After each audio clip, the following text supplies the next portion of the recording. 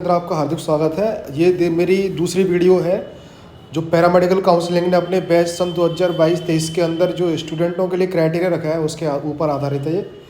तो पहली वाली वीडियो के अंदर मैंने बताया था कि जो भी जितने भी स्टूडेंट हैं उनको क्या क्या मतलब चाहिए, एज कितनी होनी चाहिए, डॉग कहते हैं एजुकेशन क्या होनी चाहिए और क्या फ़ीस है, वो फॉर्म कैसे भरना है, वो मैंने पहली वीडियो के अंदर बता दिया है। और अभी इस वीडियो के माध्यम से मैं बताऊँगा कि जो काउंसलिंग है वो कैसे करनी है, ठीक है। या फिर जिन स्टूडेंटों का फॉर्म गलती से गलत हो गया है या फिर वो मतलब किसी की डीओ भी गलत हो गई है या किसी का फादर्स नेम वगैरह गलत हो गया, खुद के नेम में थोड़ा बहुत दिक्कत है, तो उसका क्या प्रोसीजर है, तो उसके अंदर क्या बोल रही है राजस्थान पैरामेडिकल काउंसलिंग।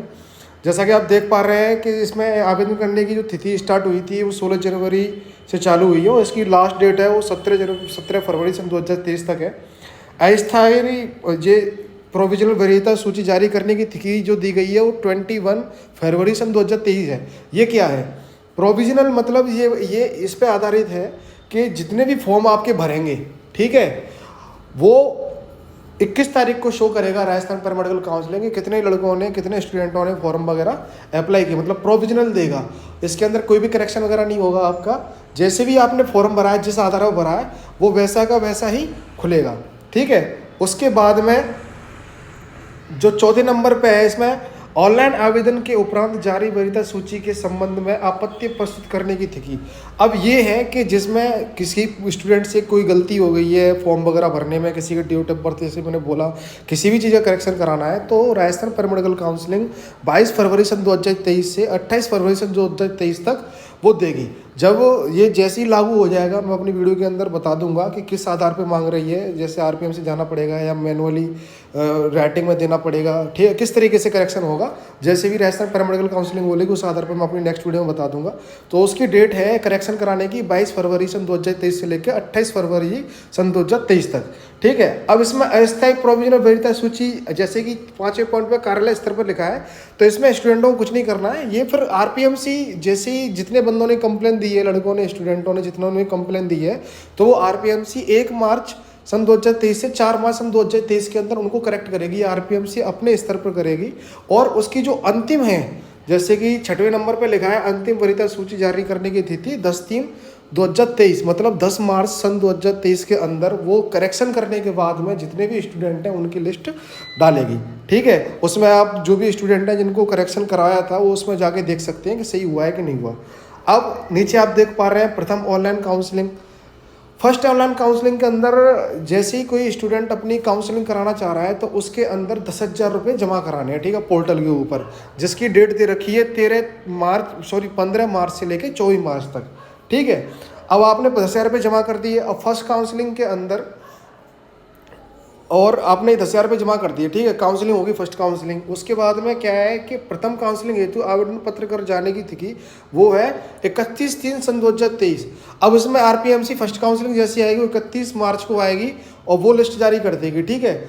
और जैसे ही जिन जिन स्टूडेंटों का सिलेक्शन हो जाएगा उनको 31/3 से लेकर 6/4 तक, ठीक है, वो अपनी जो भी कॉलेज मिलती है उस कॉलेज के अंदर जाके उनको रिपोर्टिंग करना है, ठीक है। जैसे कि इसमें लिखा है तीसरे नंबर महाविद्यालय संस्थान में उपस्थित रिपोर्टिंग प्रस्तुत करने की तिथि। तो जिन स्टूडेंटों का फर्स्ट काउंसलिंग के अंदर सिलेक्शन हो जाएगा उनको 31/3 से लेकर 6/4 तक उनको उस कॉलेज में जाके रिपोर्टिंग करनी है। तो जैसा कि आप देख पा रहे हैं प्रथम काउंसलिंग के पश्चात अपवर्ड मूवमेंट। अब ये अपवर्ड मूवमेंट क्या होता है कि जो स्टूडेंट, जैसे कि आरपीएमसी ऑप्शन देती है जब आप फॉर्म वगैरह फिल करते हैं कि आप कौन सी कॉलेज के अंदर इंटरेस्टेड है, तो उस कंडीशन में जैसे कि आपने 4 कॉलेजों के नाम दिए, ठीक है, और आपके चौथी कॉलेज के अंदर सिलेक्शन हो गया या तीसरे के अंदर हो गया, ठीक है, लेकिन आप उस कॉलेज के अंदर एडमिशन नहीं लेना चाहते, आप दूसरी कॉलेज के अंदर एडमिशन लेना चाहते हैं, तो वो होता है अपवर्ड मूवमेंट, ठीक है, अपना इंटरेस्ट जाहिर करना। उसकी जो तिथि दी है वो 10/4 से लेकर 13/4 के अंदर होगी, ठीक है।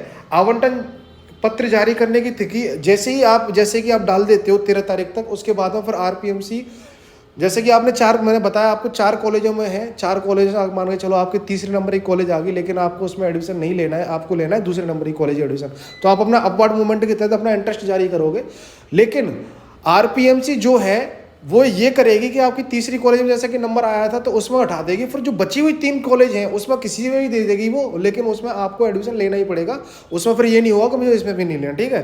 तो वो सूची जो जारी होगी वो 19/4 सन 2023 को होगी, ठीक है। और उसके अंदर जैसी सूची जारी होने के बाद में आरपीएमसी रिपोर्टिंग का जो टाइम देगी वो 19/4 सन 2023 से लेकर 24/4 सन 2023 तक देगी, जिसमें आपको कॉलेज जो भी आपको मिलती हैं तो उसके अंदर आपको जाके वहाँ पर रिपोर्टिंग करनी है, ठीक है। अब सेकंड काउंसलिंग है। सेकंड काउंसलिंग कब होगी? सेकंड का जैसे कोई स्टूडेंट वगैरह फर्स्ट काउंसलिंग के अंदर पार्टिसिपेट नहीं कर पाता है, ठीक है, तो वो क्या है कि सेकंड काउंसलिंग के अंदर पार्टिसिपेट कर सकता है।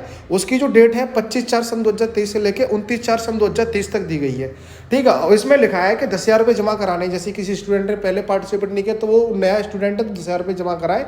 लेकिन अगर कोई आदमी पहले करा चुका है, जैसे कि पहले स्टूडेंट फर्स्ट काउंसलिंग के अंदर अपना करवा चुका है, तो उसको दोबारा जमा कराने की जरूरत नहीं है। जैसे कि आप देख सकते हैं इसमें साफ साफ लिखा है कि जिन्होंने पूर्व में राशि जमा नहीं करवाई है वही करवाएं, और जिन्होंने करवा चुके हैं वो नहीं करवाएं, ठीक है। तो इसमें भी जो लिस्ट सेकंड काउंसलिंग की जो लिस्ट आरपीएमसी जारी करेगी वो 3/5 सन 2023 तक करेगी। अब इसमें भी अपवर्ड मूवमेंट के द्वारा जैसे कि किसी को कहते हैं दोबारा कॉलेज, जैसे मैंने पहले बताया कि अपवर्ड मूवमेंट के कॉलेज में इंटरेस्ट नहीं है, दूसरी कॉलेज लेना चाहे तो उसके लिए भी वो 11/5 से लेकर 15/5 तक अपनी कहते हैं जो अपील है वो पेश कर सकता है। और आरपीएमसी 19/5 सन 2023 तक दूसरी लिस्ट जो फाइनल है वो जारी करेगी, और 19/5 से लेकर 24/5 तक उसको रिपोर्टिंग करनी है जो भी उसको कॉलेज मिलती है, ठीक है। सेम टू सेम है अपवर्ड मूवमेंट का, ठीक है। लेकिन इसमें ये है कि वो पैसे का था, अगर फर्स्ट ईयर में कोई नहीं कर पाता है तो सेकंड ईयर में अगर उसमें पैसे बढ़ती हैं तो दोबारा नहीं भरे, और जो इंटरेस्टेड स्टूडेंट नए हैं वो इसको दोबारा पेमेंट करना, ठीक है। तृतीय काउंसलिंग के अंदर क्या है कि थर्ड काउंसलिंग में सेम है, जैसे कि आपने फर्स्ट काउंसलिंग है और सेकंड काउंसलिंग में स्टूडेंट ने एडमिशन नहीं ले पाया या जो कुछ भी, थर्ड काउंसलिंग के अंदर वो इसके जरिए प्रवेश ले सकता है। सेम है, पैसे 10,000 रुपये जमा कराने हैं, ठीक है। अगर पहले करवा दिए तो नहीं कराने हैं। इसकी तिथि जो थर्ड काउंसलिंग की डेट है वो 29/5 सन 2023 से लेके 3/6 सन 2023 तक है, जो कि आरपीएमसी 7/6 सन 2023 तक अपनी फाइनल थर्ड काउंसलिंग की रिपोर्ट सबमिट कर देगी। और स्टूडेंटों को 7/6 से लेकर 15/6 तक वहाँ पर जाकर कॉलेज में जो भी उनको कॉलेज मिलती है वो रिपोर्टिंग करनी है, ठीक है। अब थर्ड काउंसलिंग के अंदर क्या है, जैसे कि फर्स्ट काउंसलिंग और सेकंड काउंसलिंग में आपने देखा था कि जो अपवर्ड मूवमेंट दे रहे थे, लेकिन थर्ड काउंसलिंग में ऐसा नहीं है। इसमें आप कॉलेज चॉइस नहीं कर सकते। जो राजस्थान पैरामेडिकल काउंसलिंग ने आपको थर्ड काउंसलिंग का जो भी स्टूडेंट को कॉलेज प्रोवाइड कर दी, आपको उसी कॉलेज के अंदर ही एडमिशन मिलेगा, ठीक है। आपको वहाँ पर जाके ही फाइनल रिपोर्टिंग करनी है।